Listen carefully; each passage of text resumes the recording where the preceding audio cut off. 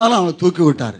அவன் மறுதளிச்சாலும் அவனை தேடி வந்தார். ஹல்லேலூயா, கர்த்தருக்கு ஸ்தோத்திரம். அவர் தள்ளி போடுறத ஆண்டவர் அல்ல, கர்த்தருக்கு ஸ்தோத்திரம். ஹல்லேலூயா.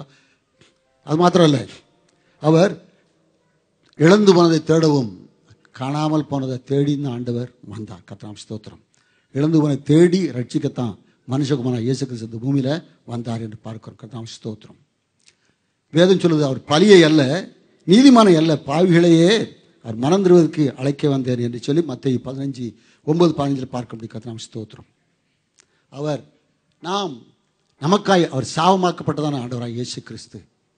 இயேசுவை ஏற்றுக்கொண்டு சொன்ன நமக்கு சாபமே இல்லை. ஹல்லேலூயா, ஹல்லேலூயா. எத்தனையோ ஒரு பில்லிசனையும் பண்ணுறான் இந்த உலகத்தில் செஞ்சுட்டு இருக்காங்க. ஆனால் நம்மளை ஒரு நாள் அது தாங்க. என்னாகும் 23:23 சொல்லுது. என்ன சொல்லுது? மந்திரம் இல்லை, இஸ்ரவேல் விரோதமான குறி சொல்லுதலும் இல்லை, ஒரு ஒன்று நம்ம பலிக்காது. கர்த்தருக்கு ஸ்தோத்திரம். ஹல்லேலூயா, கர்த்தருக்கு ஸ்தோத்திரம். நம்ம ஒன்றும் பண்ணது, ஆண்டவருடைய கரம் நம்மை சுற்றி அவருடைய அன்பு நம்ம இருக்கும்போது நம்ம ஒன்றும் அது செய்யாது என்பதை பறிந்து கொள்கிறோம். கர்த்தருக்கு ஸ்தோத்திரம். ஆண்டவர் சொன்னார், தன்னுடைய சுவிசேஷங்களை பார்த்து, ஒரு சிநேகிதனுக்காக ஒரு ஜீவனை கொடுக்குற அன்பிலும் வேறு பெரிய அன்பு இருக்காப்பான்னு கேட்டார். ஹல்லேலூயா. அப்படி தானே கேட்டார் இது யோவான் எழுதுகிற சுவிசேஷத்தில். அதே மாதிரி நம்ம மற்றவர்களுக்காக ஜீவனை கொடுக்குற அளவுக்கு நம்ம போட்டாலும் அட்லீஸ்ட் கஷ்டப்படும் போது அவனுக்கு ஹெல்ப் பண்ணணும். ஹல்லேலூயா. அன்றைக்கி ஒரு இதில் படித்தேன். ஜான் என்பவர் ஒரு ஆள் அமெரிக்காவில் அவர் எவரெஸ்ட்டுக்கு ஏறி போனாராம்.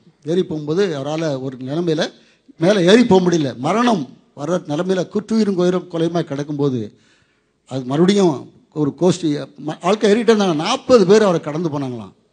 ஒருத்தர் கூட அவரை போய் பார்க்கல. கடைசியாக மரித்து பண்ணாராம். ஹல்லேலூயா. ஏன்னு பாருங்கள், சுயநலம் தான். நான் அங்கே போய் ஏறிடணும், இவன் எப்படி கிடந்தான்னு அப்படி 40 பேர், ஒருத்தர் 2 பேர். ஒரு ரிப்போர்ட்டை நான் படித்தேன். நீங்களும் படிச்சிருப்பீங்க. அந்த இதை ஒரு குற்றுயிரும் கொலையுமாக கிடக்கிற ஒரு மனுஷனை கூட பார்க்காத, தனக்கு சுய ஒரு வெற்றி வேணும், தனக்கு ஒரு பெருமை வேணும்னு சொல்லி போகிற இந்த மனுக்குள்ள இந்த சமுதாயம் இன்றைக்கு இருக்கிறது. ஹல்லேலூயா, ஹல்லேலூயா, கர்த்தருக்கு ஸ்தோத்திரம். ரவிசகரையா அவர் அன்றைக்கி ஒரு மெசேஜ் கேட்டேன். சொல்கிறான், இந்த நியூயார்க் சிட்டி அங்கே இருக்கிறது போனோகிராஃபியை எவ்வளவு பேர் எவ்வளவு கேவலமாக நடந்துக்கிறான் சொல்லி மற்றபடி கவலையப்படாது. அங்கே குலவரிகமாக அங்கே நடக்குது என்று சொல்லி அவர் அதை மிகவும் ஒரு பாரத்தோடு கூட அதை பகிர்ந்து கொண்டார். இன்றைக்கு அப்படி இருக்குது. அருமையானவர்களே, நம்ம சுற்றி இருக்கிற மக்களை நம்ம ஒரு முறை யோசித்து பார்ப்போம். ஆண்டவர் அதான் சொன்னேன், மனிதரோடு வாழ்ந்தார், இந்த உலகத்தில் மக்களோடு அவர் சஞ்சரித்தார் என்று சொன்னேன். நாமும் அந்த பூமியில் தான் இருக்கோம். ஆண்டவர் சொன்னார், நீங்கள் பூமியில் இருக்க, நான் பூமிக்குரியவர்கள் அல்ல. அப்போஸ்தலனாகிய பவுல் அங்கே பிலிப்பியர் சொல்லி, கிறிஸ்துவின் சிந்தையே உங்களுக்கு இருக்க கிடவுது. 5:15 நினைக்கிறேன். கிறிஸ்துவின் சிந்தை நமக்கு வேணும், மேலானவர்களை நேரணும். ஆண்டவராக இயேசு கிறிஸ்துவின் சிந்தை எப்படி இருந்தது? அன்பு கூர்ந்தார். திரளான ஜனங்களை பார்த்து மேய்ப்பனில்லாத ஆடுகளைப் போல இருக்கான்னு சொல்லி மனதுடையினார் என்று பார்க்கிறோம். ஹல்லேலூயா. அன்பு கூர்ந்தார். அந்த அன்பு தான் அவரை நெருக்கி சிலுவை வரி அவரை கொண்டு போய் சேர்த்தது. ஹல்லேலூயா.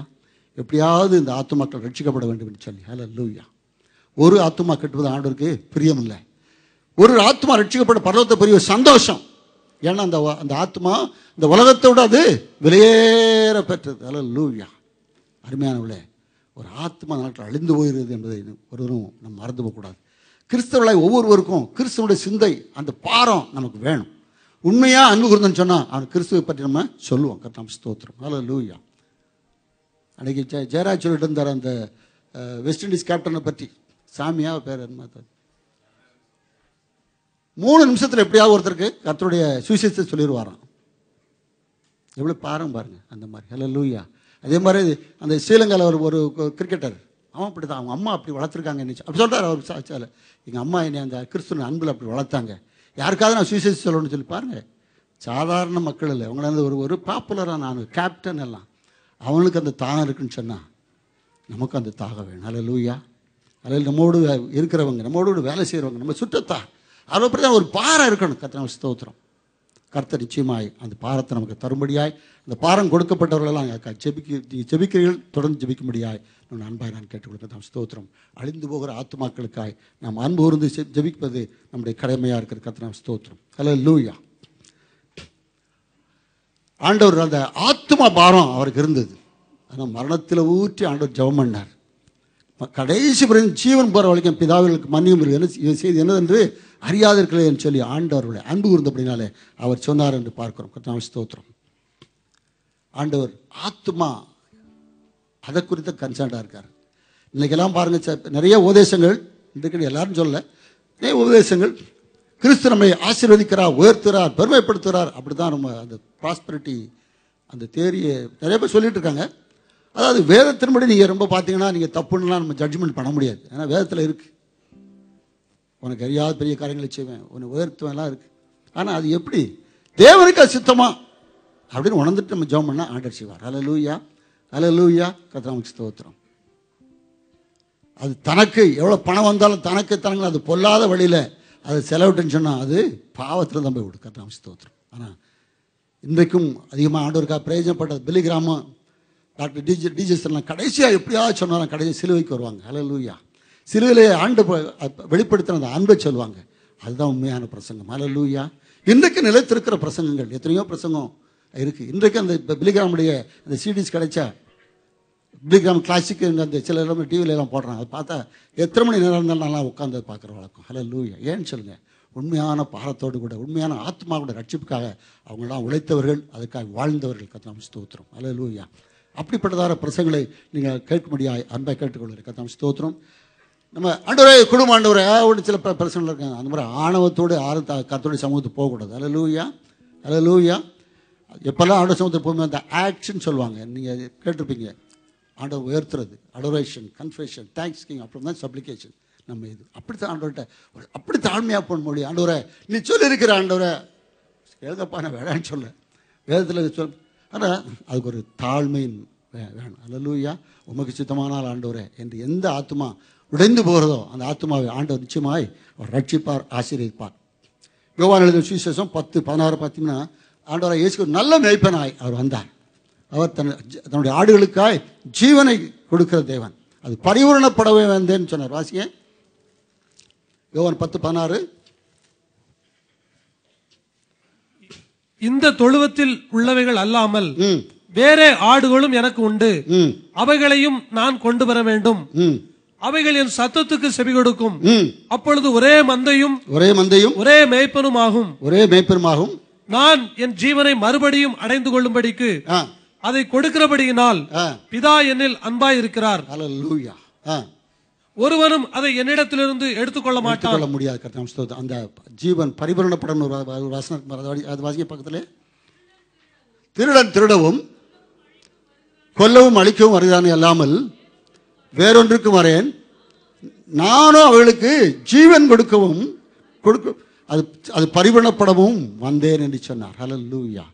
ஜீவன் அந்த ஆத்மா ரட்சிக்கப்படும்படியாக ஆண்டவர் வந்தார்.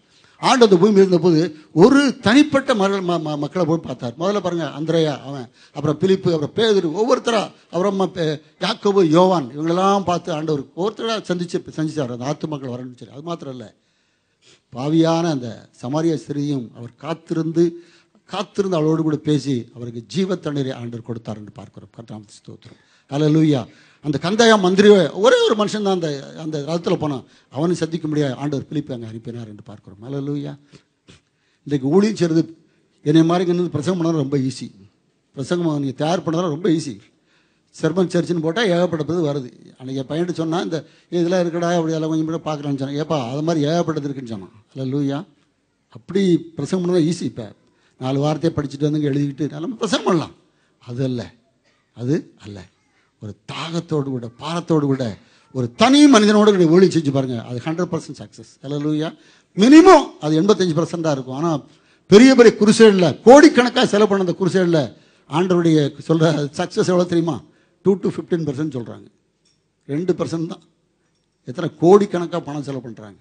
ஆனால் நீங்கள் தனிப்பட்ட விதத்தில் ஒரு மனுஷனோடு கூட கிறிஸ்துவனுடைய அன்பை நீங்கள் பகிர்ந்து கொண்டு சொன்னால், அந்த ஆத்மாவை ரட்சிப்பு நடத்திட்டு சொன்னால், மரணத்திலிருந்து ஒரு ஆத்மாவை நீங்கள் என்ன செய்றீங்க, அதை நீங்கள் அவர் அதை காத்துக்கொள்ளுங்கள் என்று அங்கே யாக்கோபு சொல்வதை பார்க்குறோம். அருமையானவர்களே, அதான் சொல்லணும். நம்ம ஜெபிக்கும் போது ஒரு டார்கெட் வச்சு ஜெபம் பண்ணணும். ஆண்டவரே, என்னுடைய நண்பன், என்னுடைய மனைவி, என்னுடைய பிள்ளை, என்னுடைய கணவன் அவன் கெட்டு போகக்கூடாது, பரலோகத்துக்கு போகக்கூடாது, என் சொந்தக்காரன் பரலோகத்துக்கு வரணும், அவன் நரகத்துக்கு போகக்கூடாதுன்னு சொல்லி அந்த ஒரு ஃபோக்கஸ் பண்ணி ஜெபம் பண்ணி சொன்னால் ஆண்டவர் பெரிய காரியங்கள் செய்வார். ஹல்லேலூயா, ஹல்லேலூயா. கர்த்தருக்கு ஸ்தோத்திரம். 40 நாள் நம்ம முன்னாடியோடு சொல்லி 40 நாள் தொடர்ந்து ஒரு மனுஷனுக்காரங்க தொடர்ந்து ஆண்டவர் தட்டி அதோடைய பாதத்தை பிடிச்சி அசைச்சு ரட்சிச்சு சொன்னால் கண்டிப்பாக கிரியை செய்கிறார் ஆண்டவர். ஹல்லேலூயா, ஹல்லேலூயா. கர்த்தர் ஸ்தோத்திரம். ஆகவே நம்ம ஒரு ஃபோக்கஸ் பண்ணி ஆண்டவர் ஜெபம் பண்ணும்போது கர்த்தர் நிச்சயமாய் ஆண்டவர் உதவி செய்வார். கர்த்தர் ஸ்தோத்திரம். இடியமன் காலத்தில் அங்கே இருந்த கிறிஸ்தவர்கள் எல்லாத்தையும் அவன் அடித்து கொண்டு போட்டான். ப்ரொஃபஸர்லாம் கொண்டு போட்டான். எல்லாரும் இன்டெலிஜென்ட்லாம் கொண்டு போட்டான். அவன் யாரோட பேசி ஒரு டிஸ்கஷன் பண்ணான்னா ஒரு தலையை வெட்டினதை மேலே வச்சுருப்பான் அவன் டேபிளில். அவ்வளோ கொடூரமானவன் அவன். அங்கேருந்து அவன் அந்த காலத்தில் அவள் நெருக்கப்பட்ட நிலைமையில் 2000 பேர் அங்கே பெரிய காடு. நான் போயிருக்கேன், இந்த ஒரு தடவை போனேன். மற்ற கிருஷ்ணமு ரஸ்கெல்லாம் அவங்க நிறையா தெரிஞ்சிருக்கும். நான் ஒரே ஒரு வாரம் அங்கே இருந்து பார்த்தேன். பெரிய காடு, பியூட்டிஃபுல் கண்ட்ரி. 2000 பேர் துரத்தப்பட்டு காட்டுக்குள்ளே போய் இருந்தாங்க. அவங்க ஜெபம் பண்ணாங்க.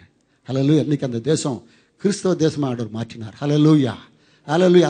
அந்த பிரசிடென்ட் ஓப்பனாக ஒரு கன்ஃபெஷன் ஸ்டேட் பண்ணி கொடுத்துருக்காரு. தெரியுமா உங்களுக்கு? அது அந்த பிரசிடென்ட் ஓப்பனாக, ஆண்டவரே உமக்கு விரோதம் நாங்கள் பாவம் செய்த ஆண்டவர், எங்கள் தேசத்தை சந்தியும் என்று சொல்லி அவருடைய பிரசிடென்ட் அவர் படம் போட்டு ஒரு இது வந்திருந்தது. சில பேருக்கு அது இமெயில் கூட வந்திருக்கும்.